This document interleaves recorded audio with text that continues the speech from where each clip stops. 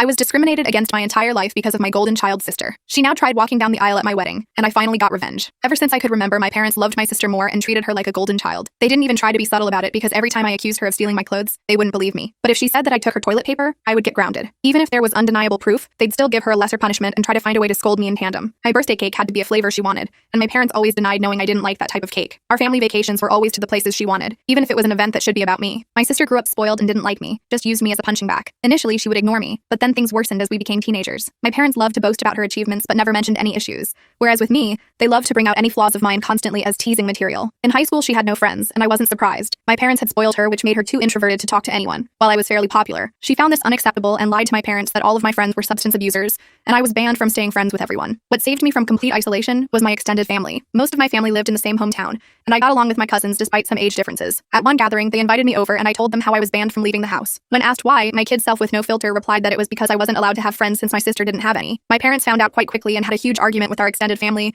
and as expected, I was grounded for complaining. Eventually, my sister's situation worsened, so she changed schools. I guess the humiliation of extended family knowing her social status was bad, and she demanded to be changed. My parents immediately obliged, even though it cost them more since the school was further away. My sister made friends at the new school. I thought this would make her ease up on me, but instead, it made this worse. Her friends would come over and bully me, and my parents called it light teasing. I never called friends over because my parents were awful hosts to them, or my sister would accuse them of taking stuff and they'd believe it. I did become close to my cousins though, especially because my parents didn't dare to mess with them. I was slowly starting to believe that life was back at its peak, especially because I finally got a boyfriend. But little did I know that my sister had her ways of ruining this as well. I didn't want to bring him home at all, but when my parents found out, they insisted. We arrived at my doorstep, and since the moment he entered, my sister had been staring at him. At one point, we were separated, and he came to find me to tell me that my sister was flirting with him. He said that she came over with revealing clothing, batting her eyelashes badly, and started telling him how bad I was, and how good she was at intimacy. He told me how he didn't want to listen to more of it and came to find me. I told him that he should leave and that I was going to confront her about it. When I confronted her about it in front of my parents, my sister told them a different story, that my boyfriend had instead tried to flirt with her, but she naturally refused since she would never do that to me. I forgot how favored my sister was, and of course they sided with her. My boyfriend wasn't perfect, but I immediately believed him. No offense to her, but she had the same body as my parents who were overweight. I knew for a fact that my boyfriend wouldn't try to cheat on my model body with my sisters. I argued back and forth with them, but my parents prohibited me from dating such a terrible boy.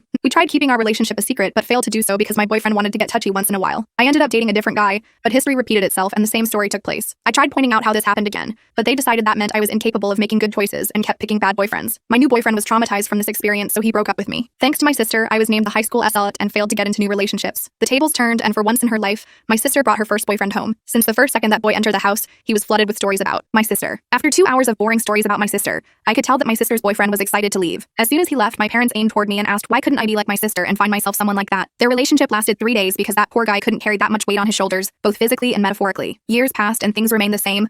I was confident that this was the worst things could get, but little did I know that my parents and sisters had a worse in store for me. The full story is on my channel and linked below.